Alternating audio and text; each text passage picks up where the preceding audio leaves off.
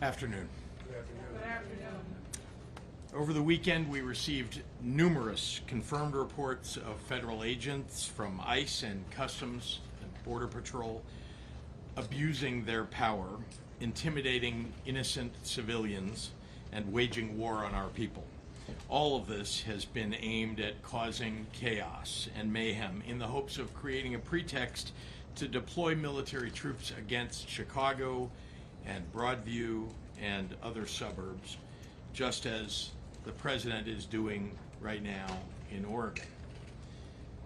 Moments ago, the Illinois National Guard received word that the Department of Homeland Security has sent a memo to the Department of War seeking the deployment of 100 military troops to Illinois, claiming a need for the protection of ICE personnel and facilities.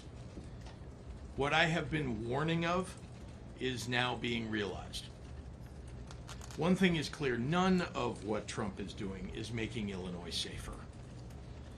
2 weeks ago, a man was shot and killed by ICE in Franklin Park, Illinois. Shortly after, ICE issued a statement justifying the killing, saying the federal agent was seriously injured.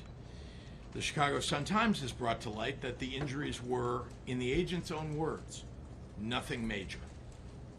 A man is dead. A community is shaken up. And we are yet again left with more questions than answers. On Saturday, federal agents wreaked havoc on the village of Broadview, a small suburb west of Chicago with 8,000 residents. I want to recognize Broadview Mayor Katrina Thompson, who is here today, and thank her for her strong and vocal leadership on behalf of her community. I also want to thank Broadview's police chief, Thomas Mills, for his steady leadership and partnership with state and surrounding local law enforcement.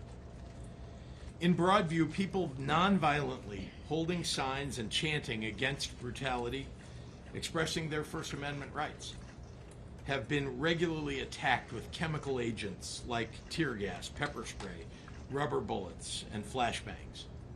Agents reportedly unholstered their guns and pointed them at protesters. In their own words, ICE intended to unleash, quote, a shit show in the Broadview community. Without provocation and acting like jackbooted thugs, ICE has attacked and detained members of the press, including an independent journalist. A CBS Chicago correspondent had chemical munitions fired at her car where there were no protesters in sight. And we have received many reports of U.S. citizens being detained for simply stepping onto the public street. That brings us to yesterday. On a beautiful weekend, when families were out enjoying their day in Chicago, armed Border Patrol agents were downtown marching up and down Michigan Avenue, harassing and intimidating residents and tourists. In Millennium Park, federal agents interrogated a family as their small daughter held onto her doll and appeared to try to translate for her parents. Officers carried large, unholstered, offensive weapons downtown, dressed in camouflage and masks. Building tradesmen near Tribune Tower, simply doing their jobs, were detained by federal agents while working on a construction site. Separately, 24 federal agents chased down a man, handcuffed him, and asked him for his papers. Meanwhile, ICE's chief offender, Gregory Bovino, has been leading the disruption and causing mayhem while he gleefully poses for photo ops and TikTok videos. Bovino even admitted on the record that they are making arrests based on how you look. Based on how you look. How you look. That's the baseline. They're not targeting violent criminals or gang members. They're arresting tamale vendors and delivery men and shaking down families. Donald Trump and Kristi Noem and Tom Homan said they were targeting the worst of the worst criminals. they lied, and they continue to lie. 60% of the individuals that ICE has taken in Illinois this year have no criminal convictions of any kind. ICE is running around the loop harassing people for not being white. Just a year ago, that was illegal in the United States. Now, ICE is making it commonplace. That's not making America great. In any other country, if federal agents fired upon journalists and protesters when unprovoked, what would we call it? If federal agents marched down busy streets, harassing civilians and demanding their papers, what would we say? I don't think we'd have any trouble calling it what it is: authoritarianism. So let's not pretend it's something else when it happens in our American cities. The MAGA Republican-supported invasion of Portland and Chicago and LA and Washington, D.C. is not making us any safer. Instead, it is putting our people in danger. This is an attack on neighborhoods, on lawful residents, on U.S. citizens. That's not preventing crime, as Donald Trump claims. That's threatening public safety. But as I've said many times, for Donald Trump and the MAGAs in Congress, this is not about fighting crime or about public safety. This is about sowing fear and intimidation and division among Americans. It was about creating a pretext to send armed military troops into our communities. This is about consolidating power in Donald Trump's hands. What he plans to do with that power, now or during the 2026 elections, should worry all of us. When you add to that the Trump administration's effort to label as dangerous free speech critical of him, White House senior staff calling the Democratic Party fascist, the Trump-appointed FCC chair threatening to revoke broadcast licenses and the approval of a merger in order to silence late-night comedians, Trump's threats to jail political opponents. You cannot call this anything except an attack on the Constitution of the United States.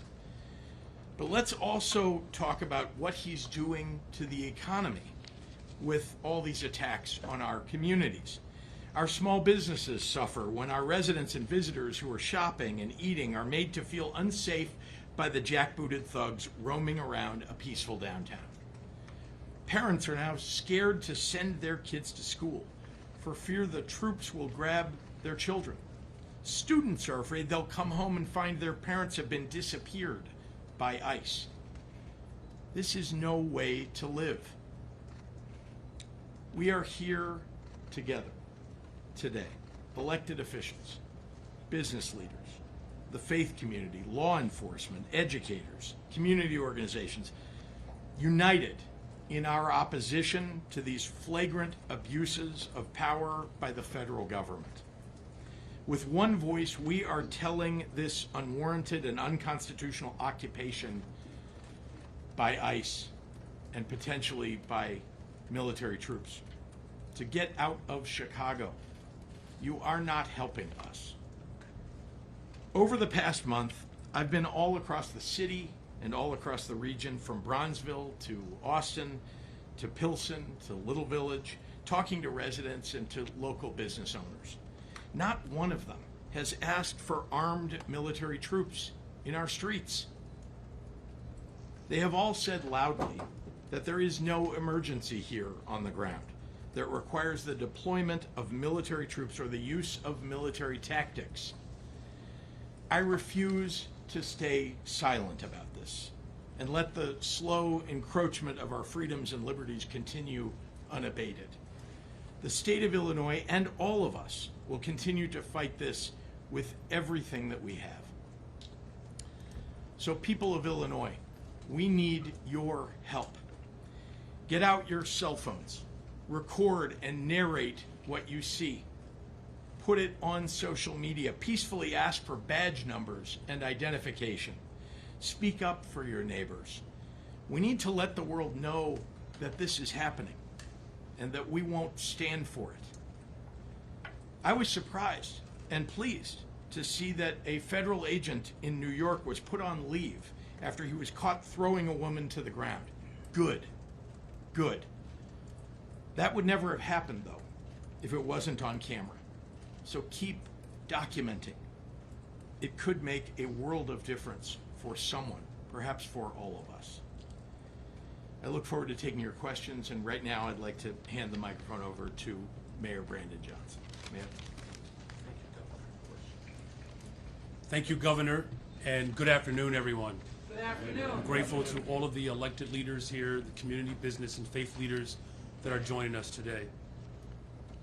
Many Chicagoans were shocked and appalled to see videos of heavily armed, masked federal agents in our streets yesterday. The reality is that this stunt has nothing to do with public safety. This is about politics, money, and power. The president is using his militarized force the exact way he intended, to advance his political goals. He wants to militarize our cities, whether that's through ICE or through the National Guard or the United States Army or Armed Forces. He wants to provoke conflict so that he can use this as a pretext to send even more federal agents into our city. What we saw yesterday was an absolute disgrace.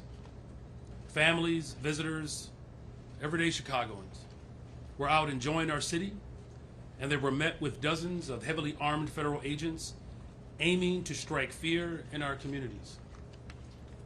They targeted street vendors and construction workers, just trying to make an honest living. They made a little girl act as a translator as they took her family into custody.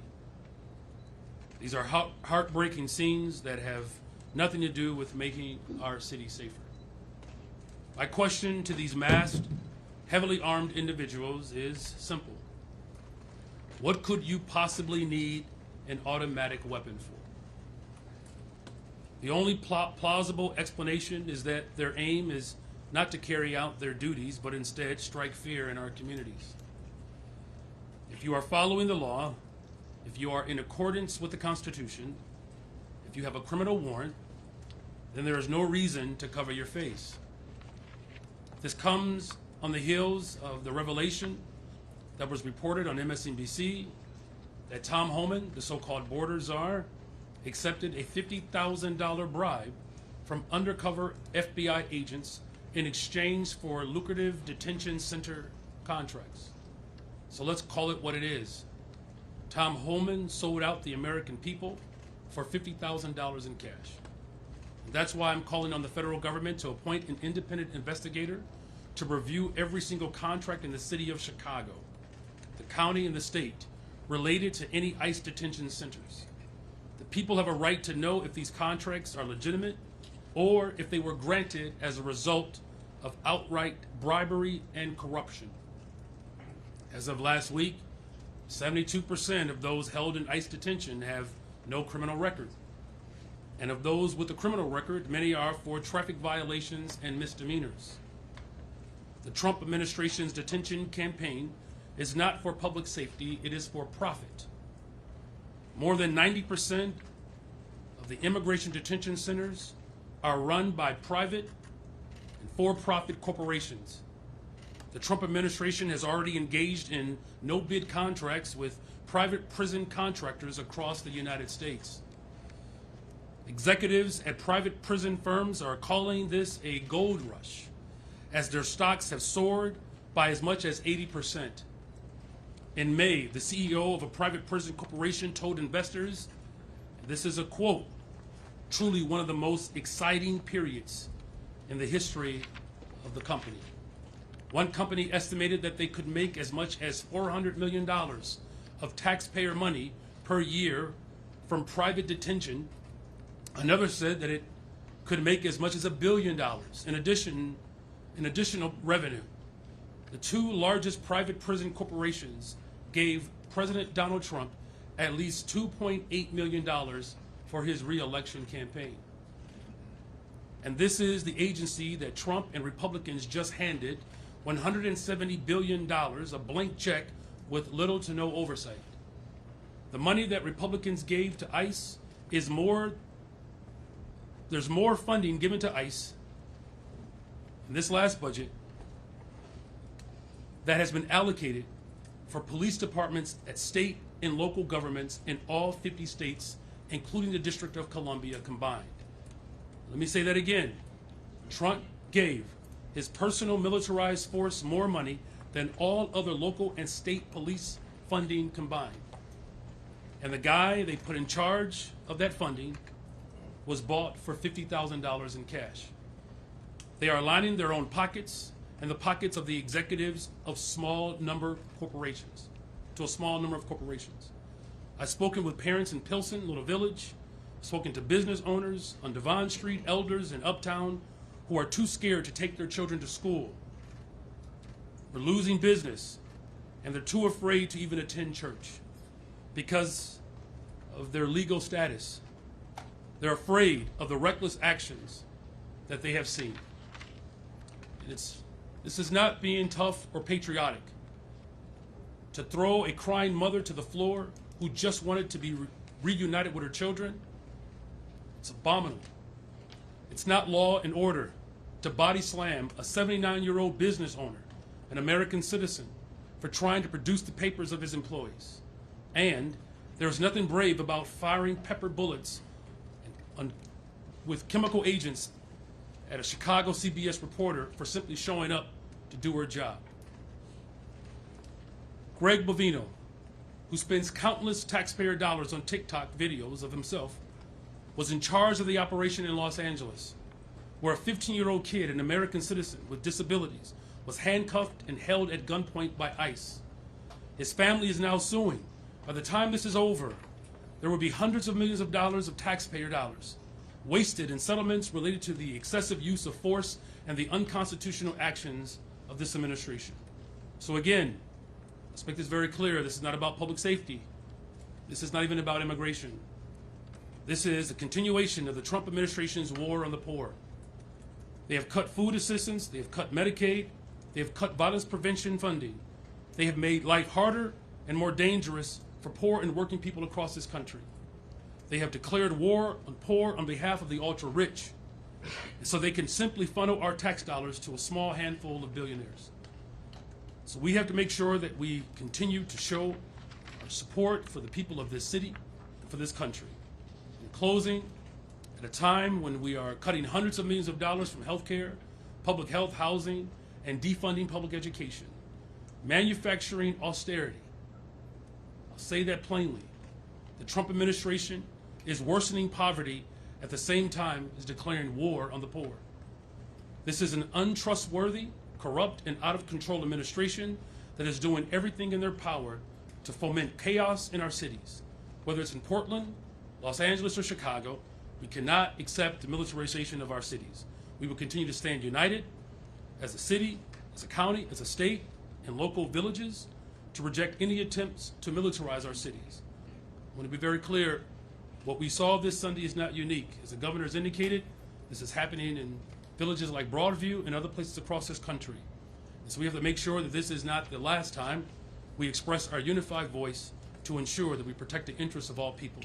And with that, I will turn it over to our Attorney General, Kwame Raoul.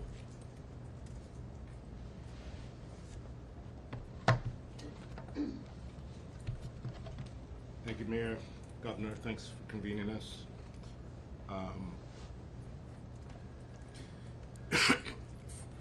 From masked federal agents using tear gas against people exercising their First Amendment rights in Broadview to mask uniformed federal agents carrying automatic rifles as they menace people in downtown Chicago. Which is well patrolled by both the Chicago Police Department and the Cook County Sheriff's Office.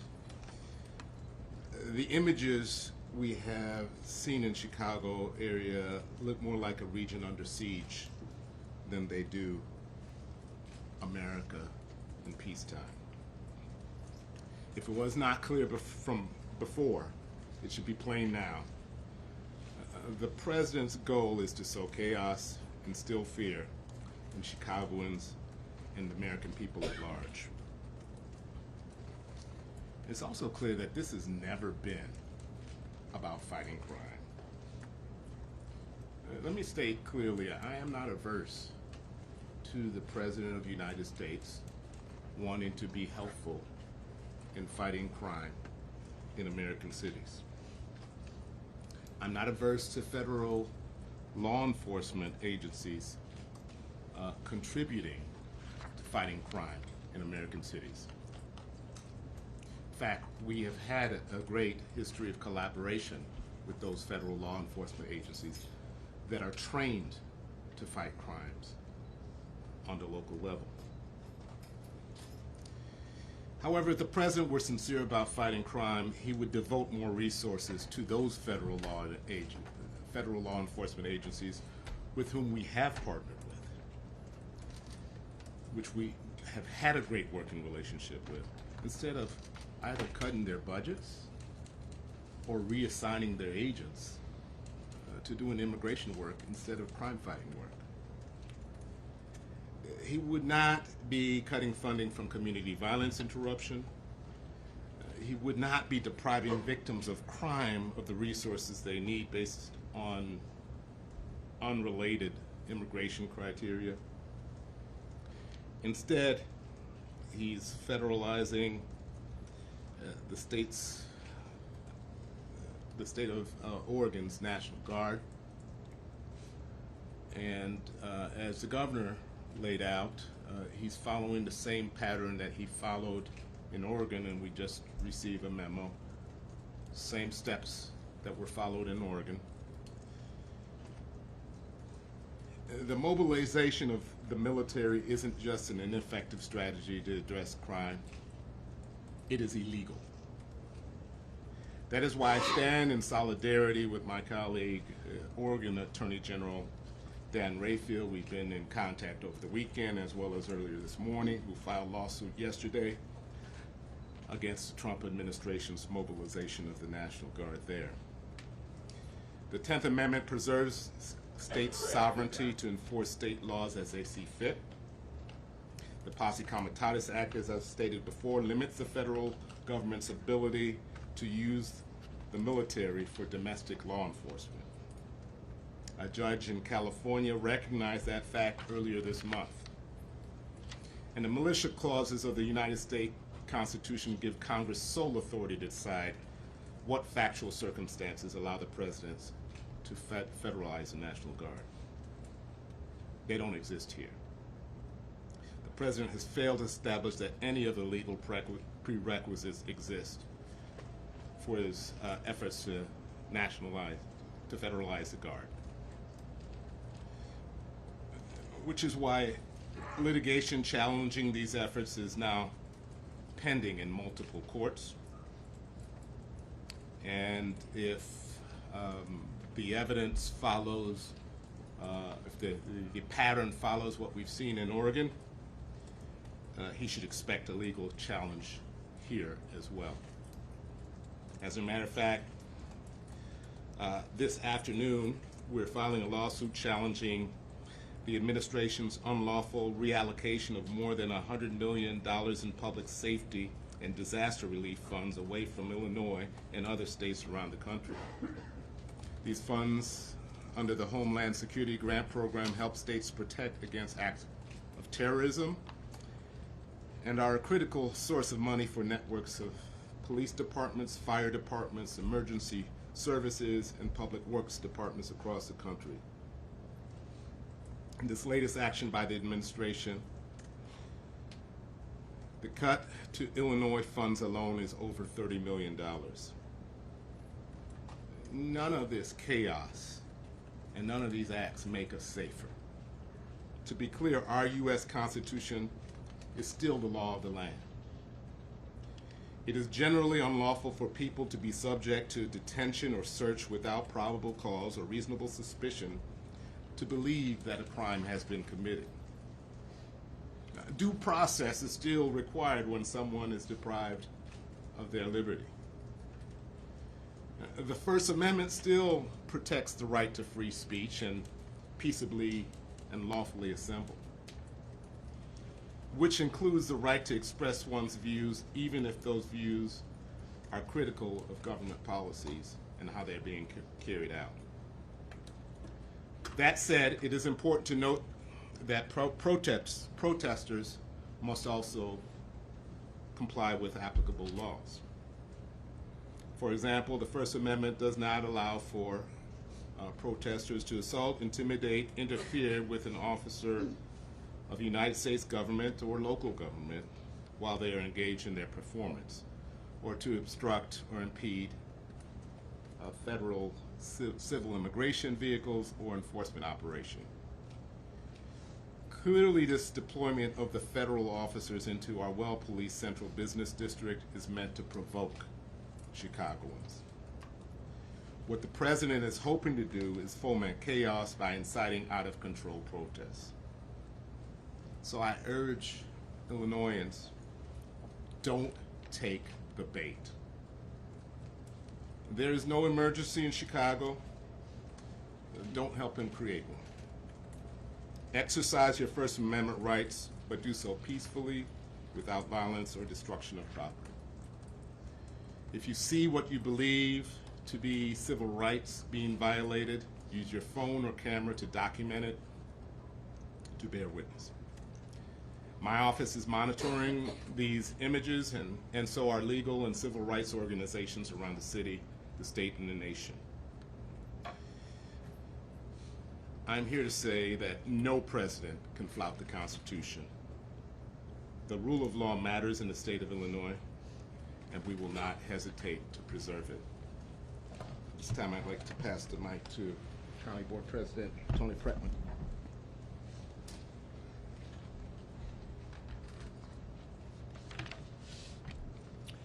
Good afternoon. Good afternoon. I want to thank you all for being here today and for showing your support. My county, Cook County, is home to more than 5 million people, many of whom are immigrants who came here seeking a better life for themselves and their families. Yet today, many of our friends, families, and neighbors no longer feel safe at home, at work, or in public spaces. Federal decisions to militarize ICE activity have set a dangerous precedent. ICE agents are wearing masks, breaking into homes, and carrying weapons in downtown areas. These actions have created fear and chaos across our region and are designed to intimidate our residents. ICE agents have fired tear gas, pepper spray, and rubber bullets at protesters and journalists in Broadview. In Chicago, agents in tactical gear are carrying long guns on our streets. None of this creates safety or security. It only spreads fear. On behalf of Cook County, I stand here today to call for an end to these shameless, appalling tactics. And I want to make clear, as a welcoming county, we will continue to work every day to ensure that every resident feels safe, respected, and valued. Our residents do not want to see masked individuals storming into neighborhoods, terrorizing families, and kidnapping people off our streets. They do not want to see an undocumented father with no criminal record fatally shot in their community. These extreme, un-American, and discriminatory actions by federal agents ordered by national leaders are cruel and unacceptable. Instead of leadership that unites us and invests in people, we see the emboldening of unchecked power. It's clear that federal leaders have no respect for our laws, our values, and are working to undermine the very fabric of our society. The lack of human decency shown toward immigrant families, families who contribute greatly to our culture, our economy, and our communities, is indefensible. And it doesn't stop there. We've seen similar attacks on citizens as well. Plainclothes agents, unmarked cars, and the refusal to provide identification are not signs of transparency or accountability. They're acts of cowardice. Cook County will not tolerate injustice or the inhumane treatment of people who came here seeking safety and the chance to build a better life. That's why I, along with the state and local leaders standing here today, called for accountability and justice. We must ensure that federal agencies act lawfully and respect the rights of all of our people. And now I'd like to bring to the podium Senator Villa.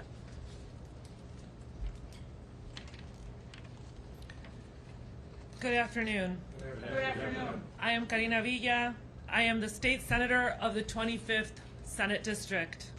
I serve as the Senate chair of the Illinois Legislative Latino Caucus, which is made up of 17 legislators from across the state. We are here to say Illinoisans will stand together and our state will not be intimidated. Donald Trump has militarized agents.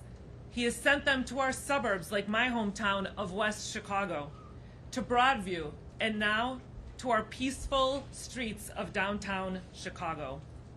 These masked agents are marching through our neighborhoods, masked in technical gear and intimidating families and neighbors who are an essential part of our lives. Let's remember what you have seen.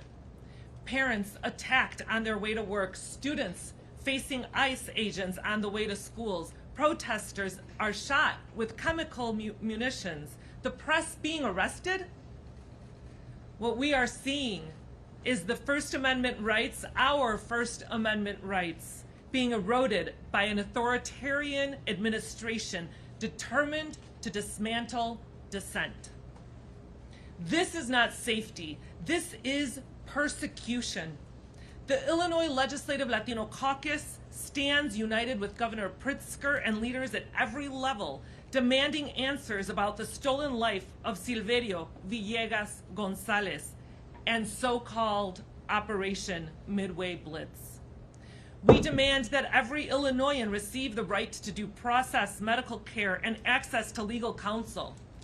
We are delivering on these fundamental rights with the Trust Act and my Safe Schools bill, and we will continue to legislate to make sure that Illinois remains the safest and most welcoming state in our country. Let us be absolutely clear. No president, no agent, no badge is above the Constitution. The powerful display of solidarity from our neighbors and allies on the ground has been a fierce display of resistance and courage. It has shown the true strength of our state. We will not cower. We will not cooperate with cruelty. We will continue to lend our voices to those that the Trump administration is trying to silence. We will continue to record and report ICE activity in our communities, and we will continue to stand up for every vulnerable person in our state. To every immigrant watching, you are not invisible, and you are not alone. We see you, we value you, and we will defend you. These are our cities, and this is our state. We will not back down. Ahora en español. Buenas tardes. Soy Karina Villa, senadora estatal del Distrito 25 y líder del Caucus Legislativo Latino en Illinois. Somos compuestos de 17 legisladores en todo el estado. Estamos aquí para decirle a los residentes de Illinois que estamos unidos y esto es nuestro estado y no nos vamos a dejar intimidar. Donald Trump ha mandado agentes militarizados a nuestros suburbios, como mi ciudad de West Chicago, a Broadview y ahora dentro de las calles de Chicago. Estos agentes enmascarados y armados caminan por nuestros vecindarios con equipo táctico, intimidando a las familias y vecinos que son una parte esencial de nuestra comunidad y de nuestras vidas. Recuerden lo que han visto. Padres atacados caminando al trabajo. Estudiantes enfrentándose a agentes de ICE cuando van a la escuela. Manifestantes gaseados y disparados con municiones químicas. Periodistas arrestados. Y nuestros derechos constitucionales debilitados por un gobierno federal autoritario decidido a silenciar a quienes piensan diferente. Esto no es seguridad, esto es persecución. El caucus legislativo latino de Illinois se mantiene unido con el gobernador Pritzker y con líderes a través del estado de Illinois a todos niveles para exigir respuestas sobre la vida robada de Silverio Villegas González y sobre la llamada Operación Midway Blitz. Exigimos que toda persona en Illinois tenga derecho al debido proceso, atención médica y acceso a representación legal. Estamos cumpliendo con estos derechos fundamentales a través de la ley Trust y mi proyecto de ley, las escuelas seguras. Seguiremos legislando para que Illinois sea el estado más seguro y acogedor en el país para inmigrantes. Que quede absolutamente claro, ningún presidente, ningún agente, ninguna insignia está por encima de la Constitución. La poderosa muestra de solidaridad de nuestras comunidades y aliados ha sido una valiente expresión de resistencia y coraje. Ha demostrado la verdadera fuerza de nuestro Estado. No nos vamos a acobardar, no nos vamos a colaborar con la crueldad. Seguiremos alzando nuestras voces por quienes la administración de Trump intentan silenciar. Seguiremos documentando y reportando la actividad de ICE en nuestras comunidades. Y seguiremos defendiendo a cada persona vulnerable en nuestro estado. A cada inmigrante que nos está viendo. No eres invisible. No estás solo. Te vemos, te valoramos y te vamos a defender. Estas son nuestras ciudades. Este es nuestro estado. No nos vamos a rendir. Y ahora le paso el micrófono a Ere Rendón. Gracias. Buenas tardes. My name is Erendira Rendon. I'm Vice President of Immigrant Justice at the Resurrection Project. For 29 days, the immigrant community, particularly the Latino community, has been under attack. This weekend marked another dangerous escalation in the assault that is happening in our communities. DHS has admitted to members of the press that they are making enforcement decisions based on racial profiling, based on class, based on how we dress, and based on the language we speak. If you look like me, you are in danger. On Sunday, in back of the yards, ICE officers violently arrested 3 U.S. citizens on baseless charges simply for exercising their constitutional right to free speech. DHS terrorizes and showcases our pain on social media. These high visibility enforcement actions are designed to feed a media narrative that says that immigrants are the threat. But we know the truth. Immigrants power our economy. Immigrants keep prices down. Immigrants feed us. Immigrants build your homes. Immigrants, we love our families. Whew. Take your time. An attack on us is an attack on all of America. This weekend's attack on workers and on families. Children were arrested this weekend. Is just the pattern of escalation that we've been seeing in our communities. It's just that it happened downtown. Right now in Broadview, there are 200 people in a place that is not a detention center. They are being held in inhumane conditions. There are no beds. There are no showers. There is limited food. they order children's meals from Subway to eat. We are not allowed to speak to any of our clients that are held in that facility. It is a black hole, and people go missing for days. People are being forced to sign their voluntary departure forms, and their families are being denied access to them.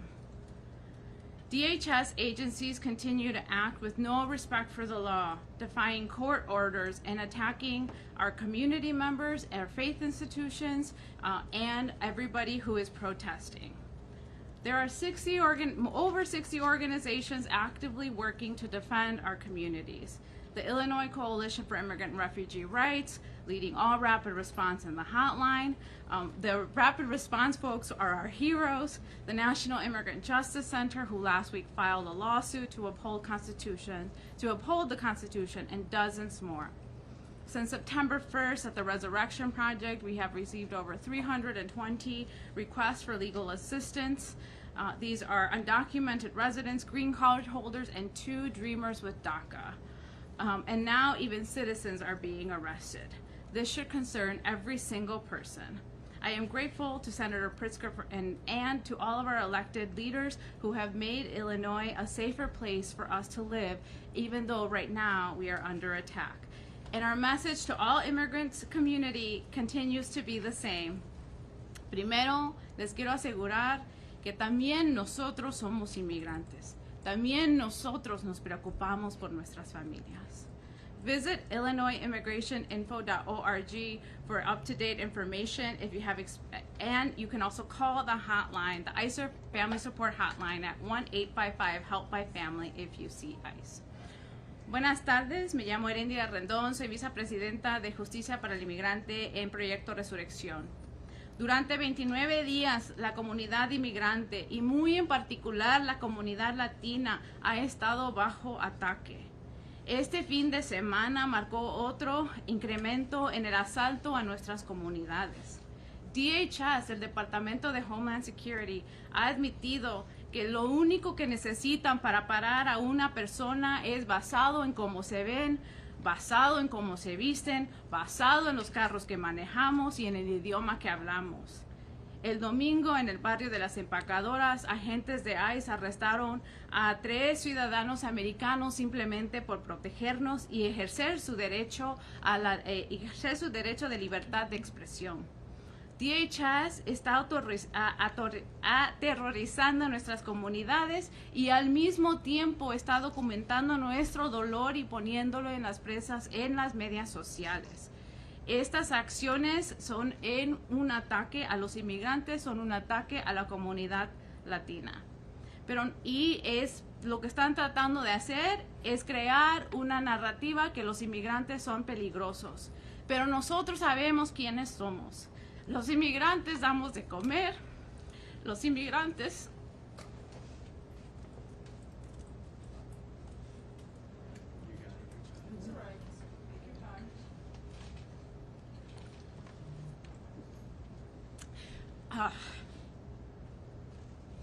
los inmigrantes construimos sus casas, los inmigrantes limpiamos sus casas.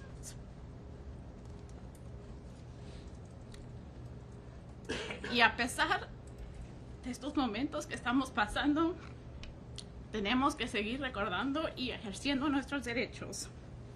Hay más de 60 organizaciones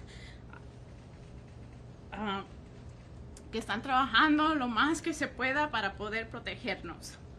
La Coalición Pro Derechos de Inmigrantes y Refugiados de Illinois está liderando toda la respuesta rápida con los héroes que están saliendo y tratando de sacar a ICE de nuestras comunidades. El National Immigrant Justice Center metió una demanda la semana pasada para poder defender nuestros derechos. En Proyecto Resurrección hemos recibido más de 320 solicitudes para defensa legal. Estoy agradecida con el gobernador Pritzker y con tus líderes y nuestros líderes elegidos de Illinois que están haciendo todo lo posible por defendernos en contra de este ataque que estamos viviendo. Nuestro mensaje sigue el mismo. Si ves a ICE, llama a la ayuda de ICER y también puedes visitar a la página illinoisimmigrationinfo.org para más información. Muchísimas gracias y voy a terminar con los nombres de algunas personas que esta semana fueron detenidos. Este mensaje es para Santiago, Manuel, Mara, José, Judith, Yuridia, Marcos, Juan. Estamos con ustedes. Gracias. Now I'd like to welcome Jack Lavin. Good afternoon. Good afternoon. I'm Jack Lavin, President and CEO of the Chicagoland Chamber of Commerce, which represents business of all sizes and sectors across Chicago. First, I want to thank Governor Pritzker for your leadership in bringing this united front of government, business, labor, civic, faith, and community leaders together today.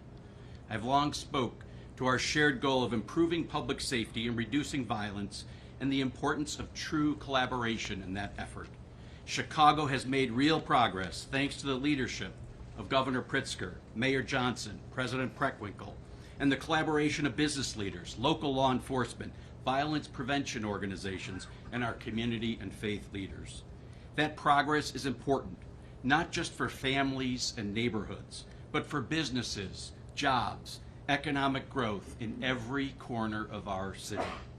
We've been investing in real collaborative solutions, investments by the state and the city in jobs for youth and community violence intervention programs, working closely with the Chicago Police Department, the Cook County State's Attorney, Illinois Attorney General Kwame Raoul, and Senate President Harmon, supporting programs like CRED, who are working every day to reduce violence and expand opportunity, and partnering with a coalition of business groups on initiatives to create jobs and programs for youth and community violence intervention programs. We have a lot more work to do, but these collaborations are making a real difference, and they reflect what actually works: constructive partnerships. That is why the sudden deployment of federal Border Patrol agents to Chicago's downtown yesterday is such a concern. We've seen in other cities how the presence of federal agents can needlessly disrupt communities, create uncertainty, and hurt economies. They scare people away from restaurants, cultural events, and our downtown, the heart of Chicago's economic engine. They deter tourists from visiting our city and employees from going to work.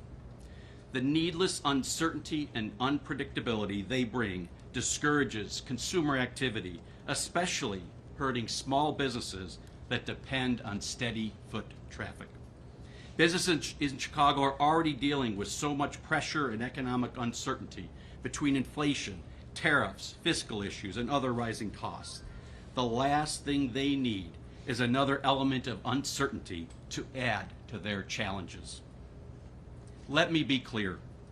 Everyone shares the same goal: safer streets, stronger neighborhoods, and a thriving economy. The business community is open to partnership with the federal government, as we have always been. But partnership means working together, planning together, listening to community voices, and supporting the efforts that are already moving us in the right direction. Yesterday's actions were not any of these things, and further escalation like this would be unnecessary. Chicago is a world-class city. I'm going to say that again. Chicago is a world-class city, and any other narrative is false. We are a city of incredible beauty and unmatched strengths, a workforce and talent that are second to none, amazing transportation infrastructure, airports, and educational institutions, and an affordable and great quality of life with our restaurants and cultural institutions. We are on the path to growth and safety through collaboration. Yesterday's actions undermine that progress, create a false narrative, and undercut our shared goals.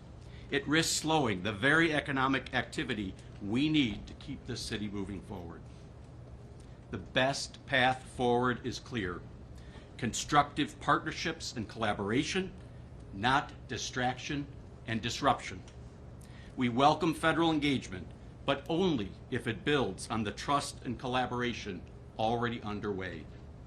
That is how we will continue to make Chicago safer, stronger, and more prosperous for everyone, and how we will build on the world-class city that we already are. Thank you. And now I'd like to introduce Reverend Sierra Bates Chamberlain.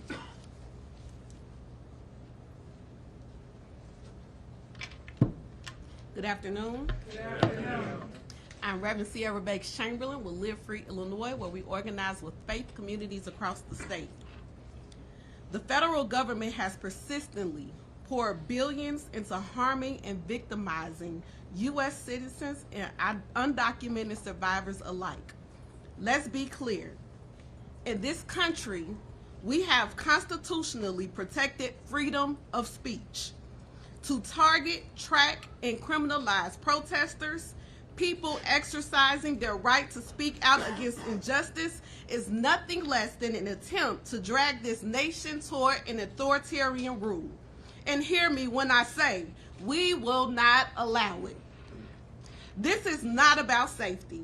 This is not about immigration. This is about wolves in sheep's clothing, quoting scripture while pushing a dangerous Christian authoritarian agenda. Very similar to another Christian nationalist leader named Vladimir Putin. This agenda is nothing more than a strategy designed to divide, dominate, and destroy. Every Illinoisan, every American must see the truth. This is not a migrant issue. This is a battle for the very soul of our country. So let us rise, let us resist. The weapons of our warfare are not of human origin. They are mighty through God to pull down strongholds. Let us protect one another and defeat hate with unshakable love. Because as Pastor Michael McBride would say, a disorganized truth cannot defeat an organized lie. So let's organize, let's unify, let's mobilize, and together we will beat back evil, defend our democracy, and claim the future that our children deserve. Thank you, and with that being said, I will return it back to Governor Pritzker.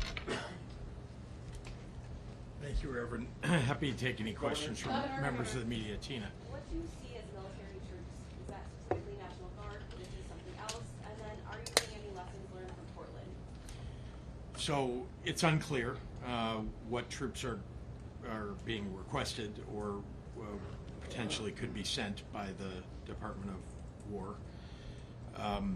So that's the answer to the first question. I think, as you've heard, I mean, these are unnecessary. It's a provocation, and it's my, solemn hope anyway that even now that we might be able to deter the federal government from carrying out what seems to be in progress. I spoke yesterday with the governor of Oregon. I also spoke with her the day before. We shared what was happening on the ground here, what's happening on the ground in Oregon. This is what happened yesterday afternoon. That is, they received word that a memo had been sent to the Department of War by the Department of Homeland Security, and we see things moving in that direction in Oregon. Unclear yet what the next steps might be with regard to the city of Chicago. Let me be clear. They are not communicating with the city of Chicago, with the state of Illinois, with Cook County, with Broadview, with anybody. They are going at this because, I don't know, Greg Bovino is putting up his TikTok videos, and it's giving a misimpression of what's happening on the ground. We have peaceful protesters, as they have all across the country, by the way. People are peacefully protesting. And we have, in response to that, chemical agents being fired at people. Indeed, people who are doing nothing more than sitting in their cars. Reporters being detained. So the provocation is coming from ICE, and with clear intent to have the federal government send military troops. Governor? Yes, Chris. Governor, this is for you and or the mayor of Broadview, Mayor Thompson, if she'd like to take it. But I just want to get a sense so that viewers and listeners right now understand when journalists like my colleague in the CBS Chicago newsroom was targeted yesterday, or at least struck yesterday, what message do you read into that? And what specifically is being done to protect journalists and protesters in Broadview now that we've reached this flashpoint? Well, I think that it's clear that there are no rules for ICE, that they literally just believe they have the run of the place, that they can take out their aggression on the people of Broadview, on the people of the city of Chicago, that the federal government and the President of the United States have just given them carte blanche to do whatever it is that they want. Let me be clear. There have been about 1,500 people that have been detained by ICE in the city of Chicago and the surrounding areas. 1,500 people. 60% of them, no criminal record. 60%. Now think about that. Listen, terrific when they get somebody who's a criminal and take them off the streets. Fantastic. But this is not the way law enforcement ought to be allowed to operate. It's not constitutional to just round up the usual suspects, just to stop people because they're black or brown and demand papers. And if they don't have papers, to detain them and in some cases disappear them. And I am outraged by what's happening. And we're seeing that ICE just doesn't give a damn. And neither does the President of the United States. He's doing nothing to intervene to make it better. Clearly, he's the one who ordered them to do what they're doing on the ground, and they're carrying out his orders. Well, what's being, if I can, Governor, Yeah. what's being done specifically to turn the tide or to try and stem the problem that's worsening by the day? Well, remember, the aggression, right, coming from ICE, that's where it's coming from, not from the protesters. We have limited ability, as you probably know, to take local law enforcement and put them at odds directly with federal law enforcement. However, we do have the ability to make sure that those protesters know what their rights are, that the people in their communities know what their rights are, and we will continue to do everything that we can to protect those rights. Let me also add, there are private organizations of attorneys, I think you're aware of this, that have taken testimony, have taken video that's been produced often by just regular citizens and protesters, and are using that to file lawsuits on behalf of people who are being imposed upon by the aggression of ICE. That is very helpful to all of us, and that's why you heard me say earlier how important it is for people to be on alert, to narrate videos, to take video of everything that you see, because we can push them back. And that is what happened in New York, and that is what can happen here in Illinois. Governor, is the memo, Yes. this is probably a question for you and the Attorney General, is the memo enough to warrant a lawsuit? Is that, a sort of a next steps kind of situation? And also, I guess, along with that, is there any sort of timeline on when we could see troops in Chicago? I'll turn it over to the Attorney General to give you the official legal answer. A memo is not enough, but I know that there are actions in waiting and a lawsuit potentially in waiting. Well, I think the governor got it right. The memo by itself is not enough. However, as the governor laid out, this is the same pattern we saw in Portland, and suffice to say, we are prepared. We've had lawyers working over the weekend in collaboration with the governor's office and others, in communication with the Oregon AG's office. We had previously started our work when the president signaled, and perhaps reference to that is helpful in this. There was previously a signal that they were going to send National Guard in a month or so ago. There was no act that followed. That's why when people ask, is there a preemptive act we could take place, I said, no, there's got to be a better trigger. No guard was sent in. We were prepared then. We are prepared now. And there's sort of timeline, though, on when we could see troops here? I'm not at the helm of the federal government or the so-called Department of War. Attorney General, I have a question for you. You probably have the same question, and I'm going to answer the same way, but go ahead. So the Adams County Sheriff is still boasting about violating. I don't do my investigations in the press. Thank you. But is there any precedent for the ISP now assisting the Broadview Police Department in its investigation of the unprovoked attack on the CBS 2 reporter? Is there any legal precedent for that? Is there legal precedent for what? The ICE attack on the CBS 2 reporter, ISP is now investigating. Is there any legal precedent for ISP getting involved here? I'm not sure what that. I can yeah, let me take that. Yes, there is. And local law enforcement and state law enforcement work together all the time on investigations. There is precedent for doing an investigation here. I think the question will be, and it's an appropriate one when the investigation is finished, is what will the federal government do once the investigation is completed and perhaps there's wrongdoing found? Because one of the things that's very disturbing about the way Donald Trump is operating the federal government is he's done away with inspectors general. He's done away with the people who do the internal enforcement of law enforcement at the federal level. And therefore, we might have an absolute open and shut case against an officer in the end, and the federal government can choose not to take action.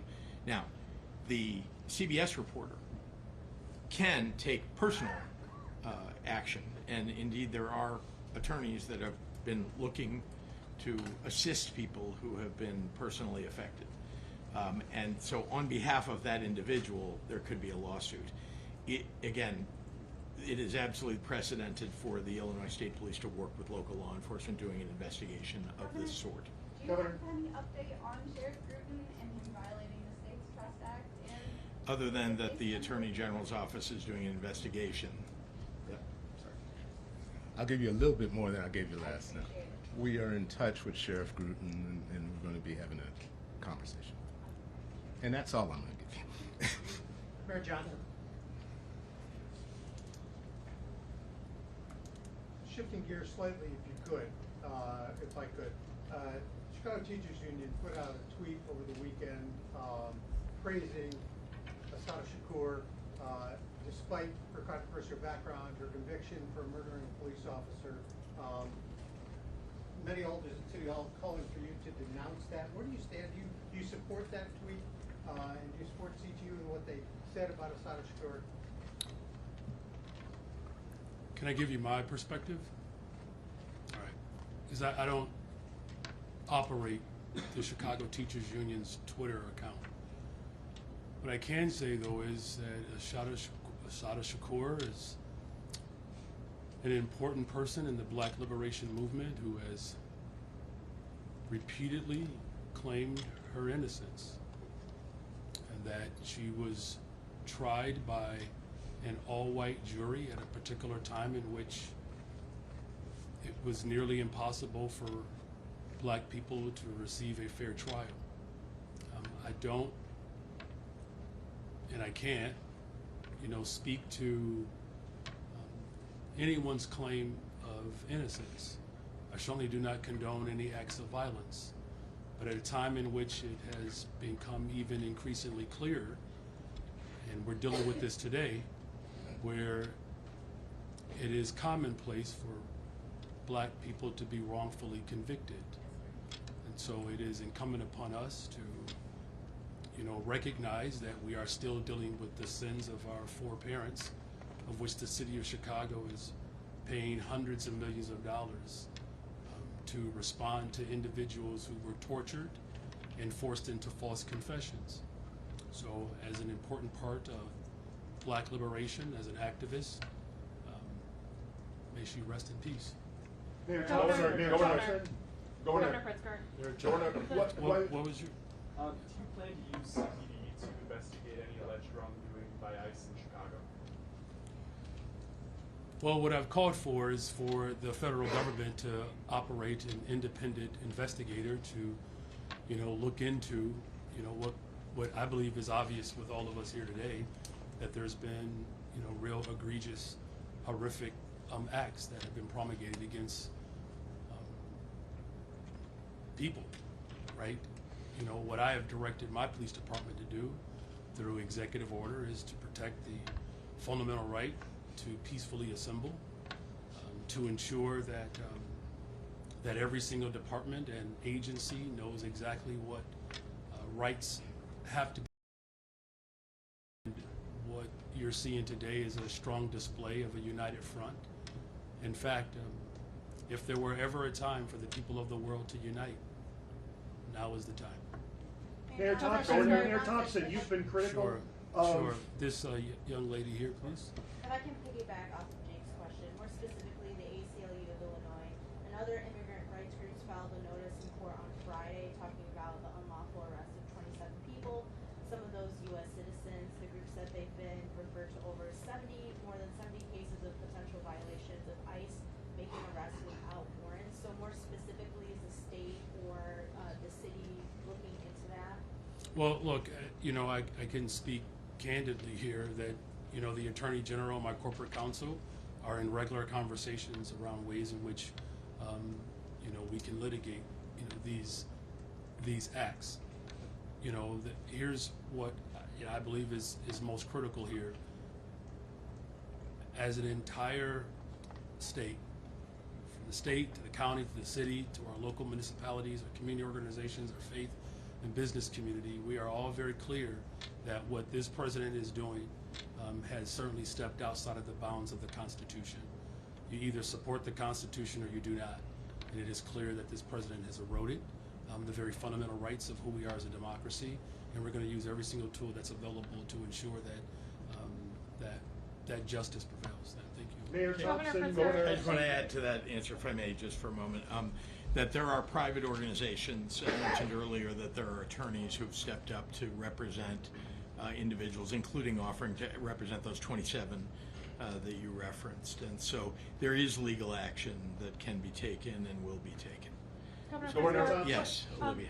Thank you. A minute ago you said that you're still hoping you could deter what seems to be in motion here, but that a lawsuit, there's not enough for a lawsuit at this point. What exactly are you hoping to do to deter these troops from coming in? And do you have any other details on where they might go, if they would be in Broadview or elsewhere? We don't know where they will be posted. We don't know that at all. My hope is that the unanimity, the show of a broad swath of the city of Chicago, the state of Illinois, standing against what the federal government is attempting to do here, will once again deter them from sending military troops. I have over and over said, if you want to help us fight crime, we work all the time with FBI to fight gangs and DEA to fight drugs and ATF to fight guns. And they need help, the local offices of those federal agencies. And we would like more of them to be available to help us to go after real criminals. And so if you want to help us, that's how you can do it. And I've said that many, many times. Sending military troops who do not know how to do law enforcement, claiming it's about law enforcement. In Oregon, I might add, they're saying, as we think they will do here, right, they would come to protect ICE facilities and ICE personnel. But that is a pretext, again, for bringing troops into the city, for normalizing the militarization of our cities. And we just won't allow that. I mean, we believe that standing up, speaking out, calling on the citizenry to protest, that all of that does have a real positive effect on the question of whether they will ultimately decide to either send them or increase the number after they send some military troops. But all of us should recognize this is a violation of the Constitution. I mean, that is what they're headed for. That is what we are standing up here and decrying. And in the end, they are hurting our state, not helping. They're hurting our state. And again, you've heard it from a swath of people, and there are others who haven't been able to speak, who would, I think, back up everything that each of us has said and have more to say about how this is negatively impacting the people who live in our neighborhoods. But no further action beyond standing up here at this point. We're doing everything that we can legally do. We are literally doing everything that we can legally. And if there are other things, if we discover them when they are suggested to us, we'll take those actions too. But it is literally like every action that we can find to do. And that's one of the reasons I talk to other governors. It's one of the reasons I talk to attorneys general beyond our own attorney general. I want to hear what all the options are. I want to know how this is, at least in my lifetime, this is truly unprecedented. And that's why it's difficult for, we're operating in uncharted territory here. Governor, when you deliver whether to take legal action and the state resists peacefully, a lot of families are still being separated. Critics believe that the state might have failed to protect those families. What do you answer to those? That again, we're operating in uncharted territory. That we believe in following the law in the state of Illinois. Our local, our state law enforcement, our elected officials, we are operating understanding the rule of law matters. And in the end, we have to rely upon the judiciary, and this has always been the case in the United States. That's why you have a judiciary, that to resolve these disputes. And we're working fast and furiously to deal with that. You've seen the Attorney General go after the federal government when they've taken actions against the state of Illinois, and he's winning, I might add. Is that the message for the families waiting at home? Listen, the message to everybody across the country and across the state of Illinois is stand up, speak out, protest peacefully, and show your displeasure. And in the end, and this is why everybody needs to pay attention now, you got to show up and vote. Because we're in this situation because there are a lot of people that didn't show up and vote. And I think a lot of people who did show up and vote got lied to, and they regret their votes. And we'll see what happens. If we can have an election a year from November, we'll see that this is why Donald Trump is desperately looking for any way to thwart what he knows is going to be a losing election for Republicans in 2026. Yes, of course. We've now exceeded 40 lawsuits that we have actually filed, and we've gone in on amicus briefs on other lawsuits. And you may wonder why have you filed a lawsuit in this case, but you're coming in on amicus on another? That's because we lack what's called standing in those other cases. So not every case, particularly of individual rights violations, is one for the state attorney general to come in on. That's why the governor referred to other organizations that represent individuals in those matters. We can come in when the state at large is impacted, and so it does nothing to file a lawsuit where it will be dismissed based upon lack of standing. Thank you, guys. We'll see you this week. Thank you.